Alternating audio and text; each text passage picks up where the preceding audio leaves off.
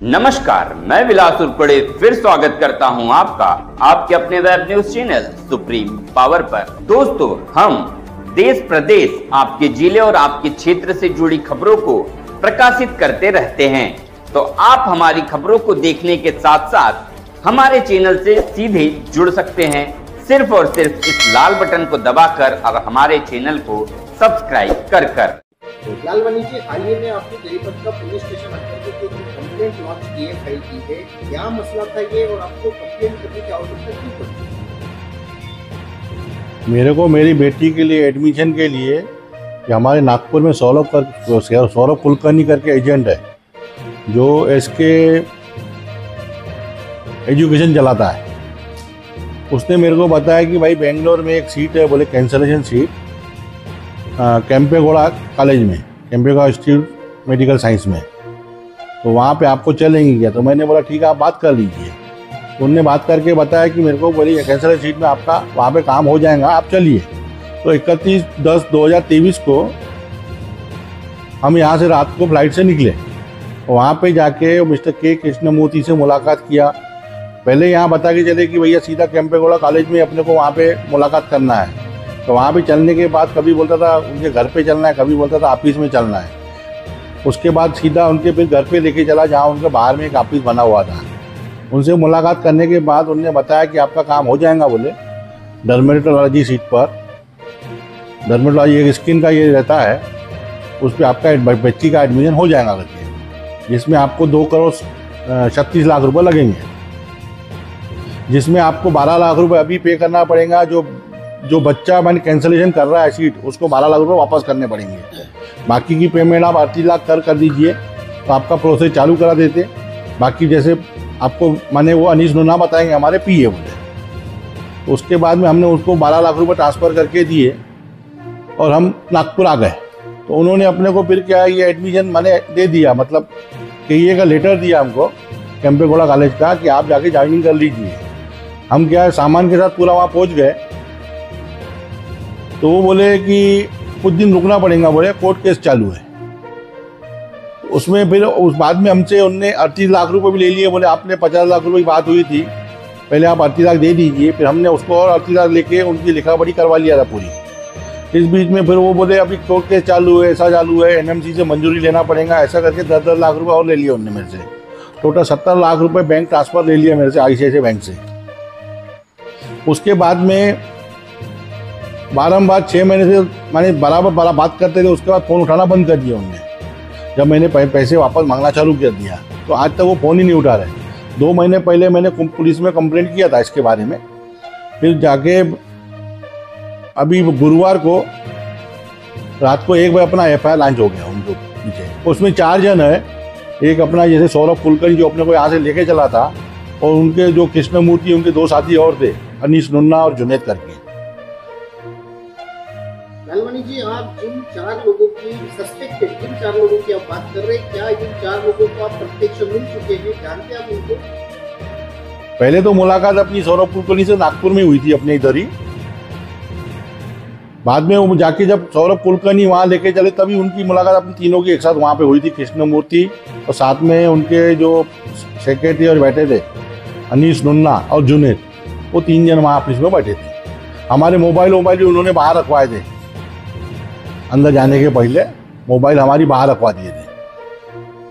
ये तो साफ है कि आपके साथ चीटिंग हुई है, आपके साथ धोखाधड़ी हुई है, फर्जीवाड़ा आपके साथ हुआ है। तो आपने जो FIR यहाँ पे पुलिस स्टेशन में की है, लॉन्च की है, क्या पुलिस ने इसके ऊपर में कार्रवाई अभी तक की है? अभी इलेक्शन के कारण थोड़ा डिले चालू है। पुलिस ने आश्वासन दिया है कि जैसे ही 20 तारीख का इलेक्शन खत्म हो जाएगा तो हम उनको उठा के ला लेंगे।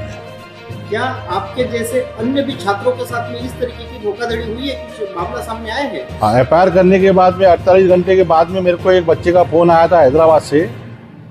तो मैंने उनको पूछा कि भाई मेरा नंबर तूने कहाँ से लाया? तो उन्होंने बोले कि मैं 2-3 महीने से यहाँ का पुलिस स्टेशन में आ रहा हूँ चक्करे मारने में। कृष्णमूर्ति से मेरे 30 लाख रुपये ले लिए है और 22 लाख रुपये दलाल ने लिया है।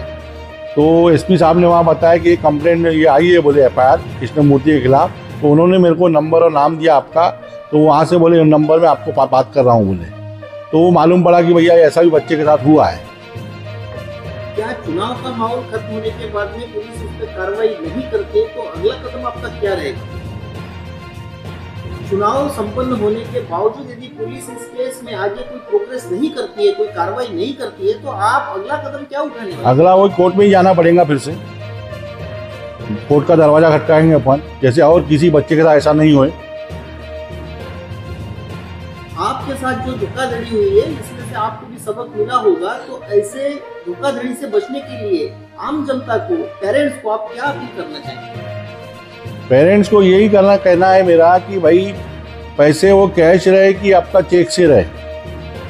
जब तक आप कॉलेज में जाकर उनके जो मतलब बॉडी के लोग हैं उनसे मुलाकात नहीं होती है तब तक वो पैसे की कार्रवाई करे ही नहीं।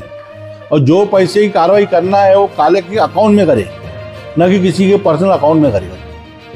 हमारे से ये गलती हुई है कि हमने उसको पर्सनल अकाउंट में पैसे दे दिए। उन्होंने हमको बताया था कि वो चेयरमैन है करके वहाँ का, लेकिन हमको अभी मालूम पड़ रहा है कि वो चेयरमैन 2018 में था, अभी नहीं था। पुराना पेपर दिखा के हमको ये बताया गया है कि अभी चेयरमैन है करके, जबकि हमने अभी सर्च किया है तो 2018 में वो चेयरमैन दिख रहा है वहाँ पर केम्पेगौड़ा कॉलेज में। कॉलेज का नाम क्या था? Kempegowda institute medical science. कहाँ था ये? बेंगलोर में।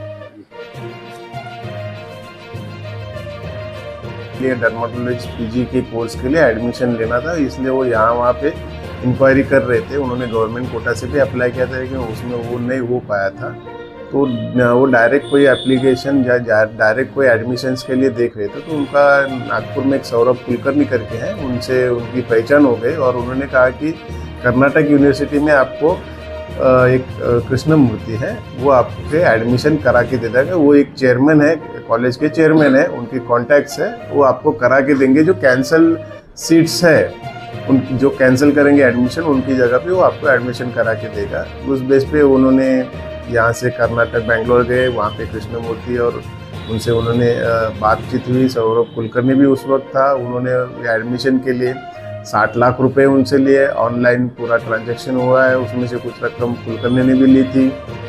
वो एडमिशन जेन्युइन है ये दिखाकर उनको कुछ रिसिट्स बना के दिए गए, यूनिवर्सिटी के ईमेल्स भेजे गए, जो बाद में पता चला है कुछ ऐसे कोई ईमेल और ये रिसिट्स यूनिवर्सिटी ने दिया है। तो उस बेसिस के इंक्वायरी के बेसिस पे गुना दाखिल हो चुका है और अभी इलेक्शन के बाद उसमें ज़्यादा इन्वेस्टिगेशन जोरों से चालू हो जाएगा।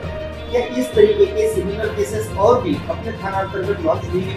नहीं, ये पहली ही केस है। हमारे यहाँ पे और कोई कंप्लेंट उस बारे में नहीं आई। एक ही लालवानी जी की कंप्लेंट आई उनकी लड़की के बारे में। सर, आह्वान क्या करेंगे? आह्वान इसमें यही कर सकता हूँ मैं कि जो भी आपको लीगल तरीके से जो भी एडमिशन्स के लिए लीगल प्रोसीजर गवर्नमेंट ने लेड किए हुए उन्हीं का अवलंब कीजिए। किसी के बहकाव में आके या मैं फलाना हूँ इसके बहकाव में आके एडमिशन के लिए इतनी बड़ी रकम आप मत दीजिए। आपके गवर्नमेंट के थ्रू आपको एडमिशन मिल जाता है, थोड़ी दूर मिल जाएगा लेकिन लीगल तरीके से मिल जाएगा, तो आप इसका अवलंब करें, यही मैं आह्वान करूँगा। सर, आरोपियों को अभी तक हिरासत में लिया गया है, क्या कार्रवाई? नहीं, अभी तक जो सौरभ कुलकर्णी है वो भी अनट्रेसेबल है। जैसे गुना दाखिल हुआ, क्योंकि उस बारे में उसको जानकारी हो चुकी थी, इंक्वायरी चली थी, तो अपने ऊपर गुना दाखिल होगा। सौरभ कुलकर्णी अनट्रेसेबल है। इलेक्शन के बाद हम लोग जोरों से और उसकी खोजबीन चालू कर देंगे। और जो कर्नाटक में बेंगलोर में जाके भी इंक्वायरी करनी है वो भी इलेक्शन के बाद हमारा ऑफिसर जाके वहाँ पे इन्वेस्टिगेशन करेगा। कौन सी कल में आरोपी पर धाराएं लगाई? इसमें बेसिकली चीटिंग की धाराएं लगी है और फोर्स डॉक्यूमेंट की धाराएं लगी है, जो कि नॉन बेलेबल है। अगर आरोपी धरे जाएंगे तो उनको बेलेबल सेक्शंस नहीं है। सर, ऐसे तरीके के कई फ्रॉड हो चुके हैं, नौकरी के नाम पे, एजुकेशन के नाम पे, ऐसे कई फ्रॉड हो चुके हैं। तो इसके ऊपर कैसा अंकुश लगाया जा सकता है? देखिए, इस बारे में पुलिस की तरफ से, गवर्नमेंट की तरफ से और भी जैसे साइबर फ्रॉड से, उस बारे में हम लोग जन जागृति अवेयरनेस कैंपेन करते हैं, लोगों को अवेयर करते हैं कि ऐसे किसी के भी झाके में आके किसी के कोई भी पैसे के लेन देन ना करे। आपको जो जेन्युइन जगह दी गई है, गवर्नमेंट ने कुछ प्रोसेस रखी हुई है, किसी भी एडमिशन की, नौकरी की, हर जगह पे प्रोसेस है। उस प्रोसेस का अवलंब करेंगे तो आपके साथ ऐसे फ्रॉड होने के चांसेस बहुत कम है। क्या एक केस को लोकल थाना ही ऑपरेट करेगा या ईओडब्ल्यू या साइबर सेल को भेजा जाएगा? नहीं, लोकल थाना ही ऑपरेट करेगा, क्योंकि साइबर सेल या यूडब्ल्यू जैसा उतना बड़ा केस नहीं है और ये सिंगल इंडिविजुअल ट्रांजैक्शन है, मास पब्लिक का ये केस नहीं है, इसलिए पुलिस थाना ही ऑपरेट करेगा।